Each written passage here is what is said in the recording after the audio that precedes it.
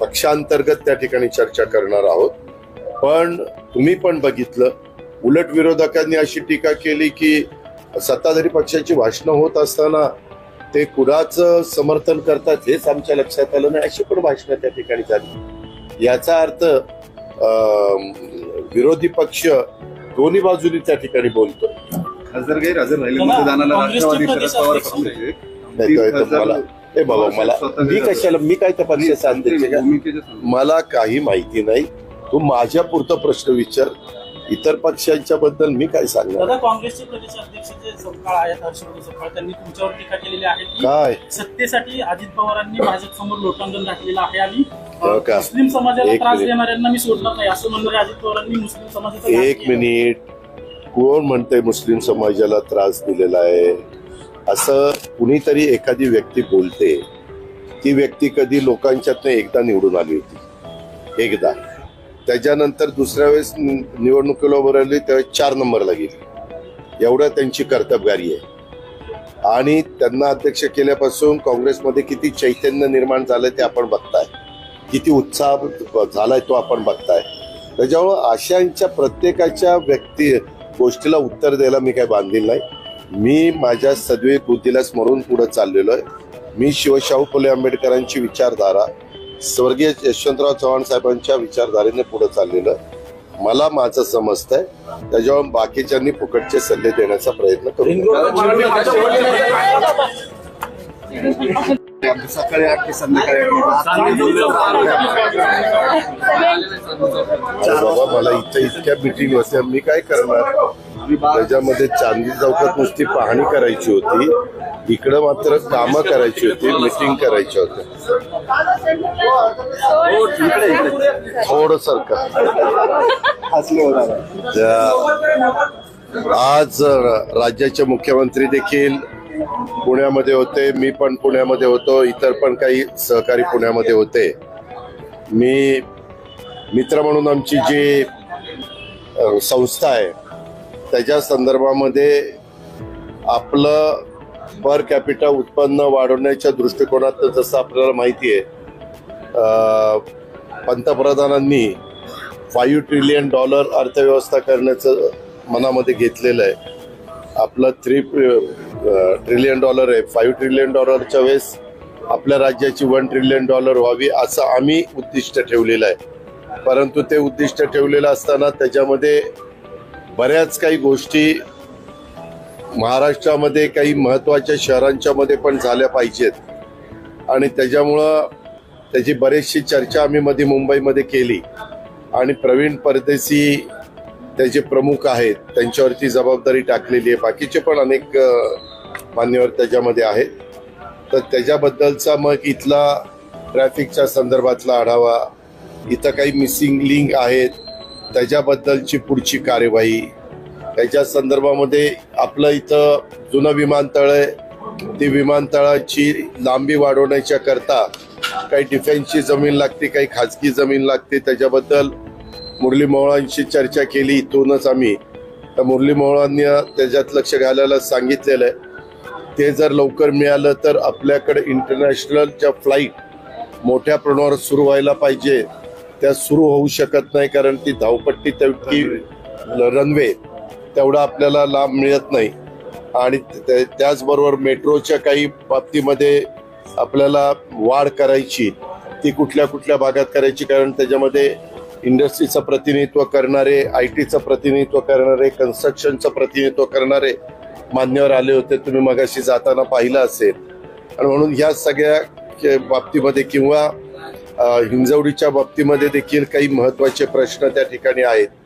नंतर PMRDAचं पण रिंग रोडचं काम हे आता जमीन त्यांना लवकर ॲक्वायर करून, जसा MSRDCचं रिंग रोडचं काम आता टेंडर काढलंय तसं आपल्याला PMRDAचं पण टेंडर त्या ठिकाणी काढायचंय।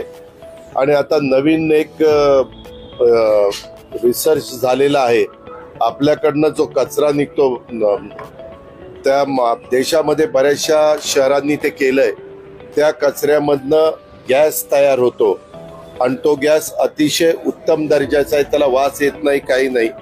तो CNGच्या पेक्षा CNG गॅस असतो, त्याच्या पेक्षा थोडा अधिक चांगल्या पद्धतीचा आहे आणि एका कंपनीनं नागपूरमध्ये प्लांट लावलेला आहे, त्यांचं ते चांगलं चाललेलं आहे. तशा पद्धतीनं त्यांची इच्छा आहे की पुणे आणि पिंपरी चिंचवडनी देखील यामध्ये लक्ष घालावं आणि त्याच्यामध्ये ते प्लांट लावून कचरा ते घेतात, म्हणजे आपल्याला ते कचराचे पैसे देतात असं ते सगळं आहे. त्याच्यात VGF द्यावा लागतो. तर त्याच्याबद्दलची पण चर्चा होऊन दोन्ही आयुक्तांना ज्या काही सूचना द्यायच्या होत्या त्या ठिकाणी दिलेल्या आहेत आणि काही ॲग्रिकल्चरच्या संदर्भामध्ये ज्याचा AI चा वापर आपल्याला करायचा आहे त्याबद्दल देखील आपण पुण्यामध्ये काही गोष्टी करू इच्छितोय. मध्ये त्याच्याबद्दलची प्रेस नोट तुम्हाला कलेक्टरनी दिली असेल, त्याच्याबद्दलचा पण आढावा होता आमचा. अशा अनेक वेगवेगळ्या विषयाच्या संदर्भामध्ये साधारण 5 ते 8 वाजेपर्यंत 3 तास आम्ही चर्चा केली आणि त्याच्या आधी इतर पण वेगवेगळ्या प्रकारचे विषय होते. त्याची सर्किट हाऊसच्या चर्चा केली. हे ह्याच्याबद्दलचं झालं. दुसरं, मधल्या काळामध्ये मंगेशकर हॉस्पिटलला जी घटना घडली त्याच्याबद्दल खूप मोठ्या प्रमाणावर असंतोष आपल्याला पाहायला मिळाला. ती घटनाच अतिशय चुकीची घडलेली आहे. तिथं निश्चितपणे काहींच्या चुका झालेल्या आहेत. आता चूक झाली का नाही त्याच्याकरता चौकशी समिती नेमावी लागते. तुम्ही मुख्यमंत्र्यांचंही स्टेटमेंट बघितलं असेल, माझंही बघितलं असेल, आमच्या प्रकाश आंबेडकर सार्वजनिक आरोग्य खात्याचे मंत्री त्यांचंही बघितलं असेल किंवा आमच्या राज्यमंत्री माधुरीताई मिसाळ यांचंही बघितलं असेल. त्याच्यामध्ये समिती नेमली गेलेली आहे आणि त्यांचा अहवाल मागितला गेलेला आहे की बाबा याच्यात नक्की काय दोष झालेला आहे आणि काय नक्की, म्हणजे जे काही पेपरला बातम्या आल्यात किंवा तिथं पेशंट आला असताना इतके पैसे मागितले, अमुक केलं तमुक केलं, ह्या ज्या काही गोष्टी आहेत त्याच्याबद्दलची वस्तुस्थिती काय, कोण ह्याला जबाबदार आहे, त्याच्याबद्दल समितीचा अजून अहवाल माझ्याकडपर्यंत तरी पोहोचला नाही. मी त्याच्यामध्ये आता माहिती घेत होतो परंतु अजूनपर्यंत माझ्याकडे तो अहवाल आला नाही. आज मुख्यमंत्री ह्याच्यामध्ये होते आपल्या शहरामध्ये, मुख्यमंत्र्यांची माझी काही त्याच्याबद्दलची चर्चा झाली नाही परंतु अहवाल आल्यानंतर त्याच्याबद्दलची पुढची कारवाई राज्य सरकार करेल. ब्रीफिंग काय केले का अधिकाऱ्यांनी, तुम्हाला भेटले? नाही, अधिकाऱ्यांनी मला मी आता सांगितलं ते सगळे अधिकारी होते. समितीचे अधिकारी एकदा आपण समिती नेमल्यानंतर ब्रीफिंग करत नाही. समिती यांना अहवाल त्या ठिकाणी द्यावा लागतो. अवकाळी पावसामुळे शेतकऱ्यांचं मोठं त्याच्याबद्दल पण सूचना केलेल्या आहेत. जे काही नैसर्गिक संकट येतं, आपत्ती व्यवस्थापन आणि केंद्र सरकार यामध्ये नॉर्म्स ठरलेले असतात आणि तशा पद्धतीनं आम्ही राज्यातल्या सगळ्या जिल्हाधिकाऱ्यांना सांगितलं की त्या नॉर्म्समध्ये जिथं नुकसान झालं ते नॉर्म्समध्ये बसत असेल तर त्याच्या पंचनामे करून त्यांना आपल्याला मदत करायची. कृषी मंत्री नाशिक दौऱ्याच्या जिल्ह्यावर होते दादा. कृषी मंत्र्यांनी शेतकऱ्यांना सुनावलेलं आहे, कर्जमाफीच्या प्रश्नावर शेतकऱ्यांना सुनावलेलं आहे की 5-5, 10-10 वर्ष तुम्ही कर्ज भरत नाही आणि कर्जमाफीची वाट बघता आणि कर्जमाफी झाल्यानंतर तुम्ही लग्न साखरपुडे करता. अशा प्रकारे कृषी मंत्र्यांनी शेतकऱ्यांना करायला गेले होते. तिथे शेतकऱ्यांना म्हणले तुमची कर्जमाफी केली का, असं जर मला माहिती नाही, मी त्यांच्याशी बोली माहिती घेईन. परंतु असं जर बोलले असतील तर शेतकऱ्यांच्या संदर्भामध्ये नक्की काय होतं पत्रकार मित्रांनो, तुम्ही आम्हाला सांगता त्यावेळेस ज्याच्याबद्दल तुम्ही बोलता त्या व्यक्तीला पण विचारून किंवा नक्की काय तुमच्या तोंडून स्टेटमेंट गेलेलं आहे हे मला त्यांना विचारावं लागेल.